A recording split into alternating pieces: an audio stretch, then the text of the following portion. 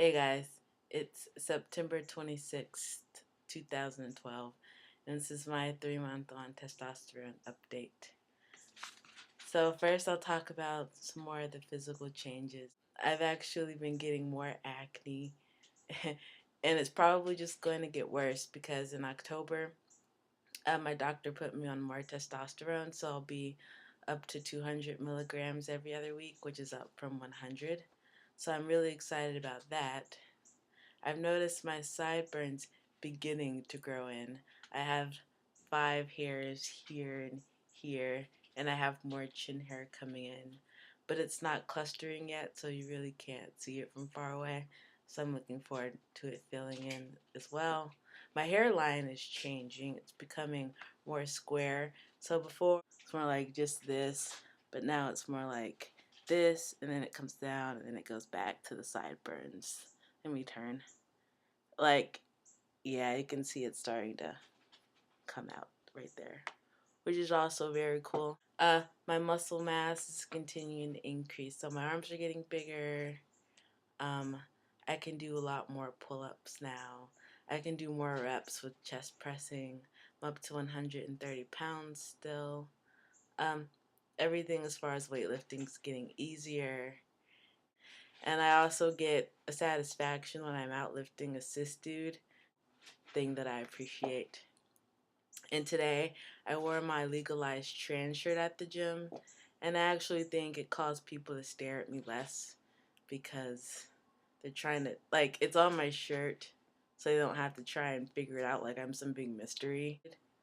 My voice is lower, but not changing fast enough for me.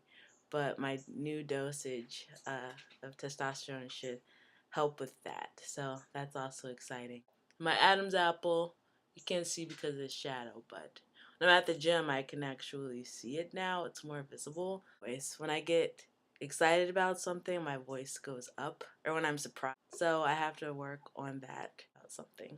So I want a chill black man voice like Morgan Freeman, because who doesn't love Morgan Freeman? Now, second part are social changes. So, speaking of Morgan Freeman and being a black male in America, I have a story that I'll share for the wider point that I'm going to cover. So, I've been watching investigation specials where crime investigators try and catch serial killers, and the one I'm watching now is titled Deadly Women. Now, while this is morbid, I also like to watch it because it just reminds me that life is a gift and I don't want to take it for granted. And that things could be worse, which makes me happier and keeps up the excitement of going through this transition because it's not too late for me. One of the women was told by her boyfriend to dress up in blackface to kill his ex-girlfriend.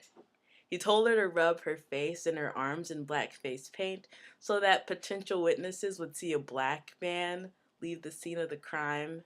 And according to them, not question it. Oh, these black people are killing people every day. There's nothing new. So, just for the record, I looked this up. In the US, most investigated serial killers are white males.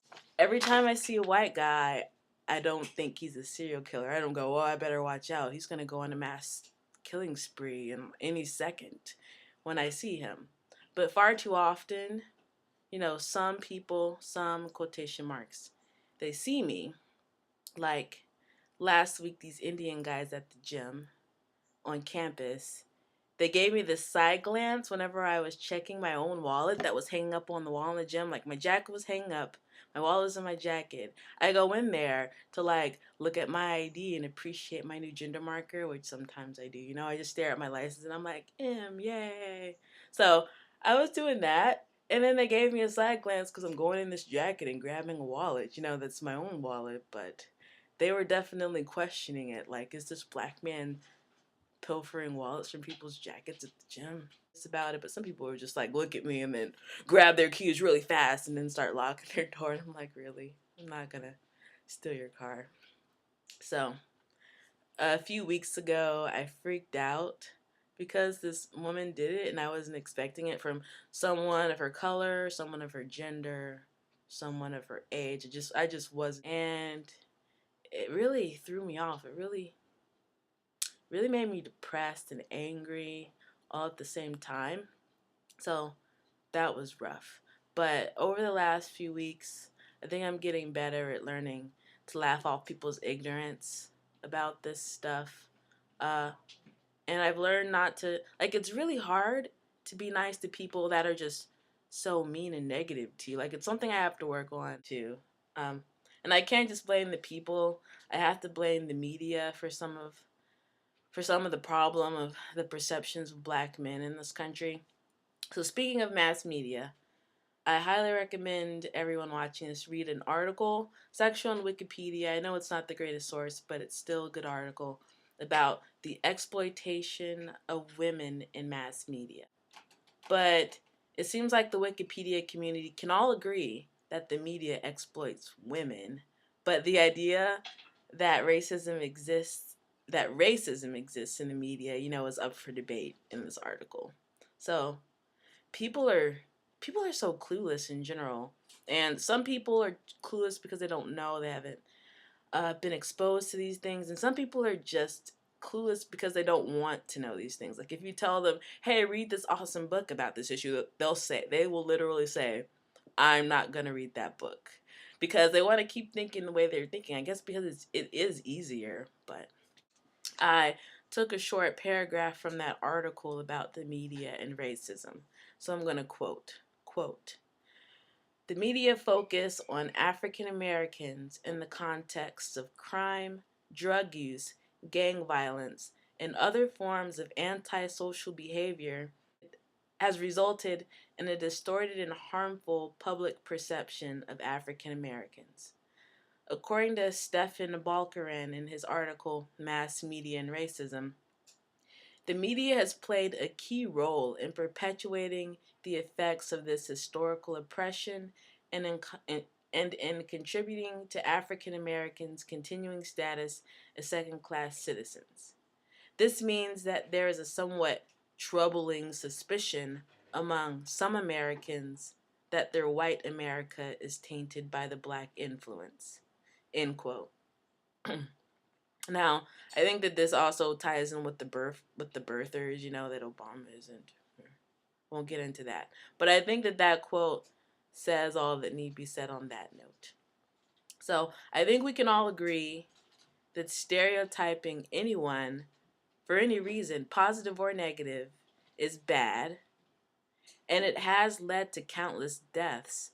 Need I remind anyone of the Sikh temple in Wisconsin as the most recent example of that? So, it definitely took me some adjustment to be read as a black man, but over the last few weeks, I'm learning to laugh at people's ignorance better now. So, and for the record, this is just to clear up probably some misconceptions some people might have about me that don't know me that way. Number one, I'm not ghetto. I promise you, I am not ghetto. I grew up actually in an upper middle class home. My mom was making some serious bank when she had her computer programming job, before the .com bubble, I guess. And slowly we became, lower middle class when my mom started having more and more problems finding a job because they started shipping them all over to India. And actually for a month when I was 14, I was homeless. So I grew up very privileged. I remember some Christmases I got some really ridiculous bathroom house surrounded by books. We had like encyclopedias everywhere, so many different variety of books. I was very lucky. And I went to private school all the way up until high school, and it was a good private school. So I'm not ashamed of my experience, that I was privileged, that, eventually I wasn't. I'm not ashamed. I think it's made me a stronger person to have experienced both. Though. Number two, I don't eat watermelon. Okay? I have never liked the seeds in the watermelons because my mom never bought the seedless variety of watermelon. So, growing up, we'd always get the watermelon with the big black seeds in it. And who wants to work that? There's always been this texture thing with watermelon where it's grainy to me. So I've never liked. But there's also another reason why I don't like watermelon besides, it's grainy seeds.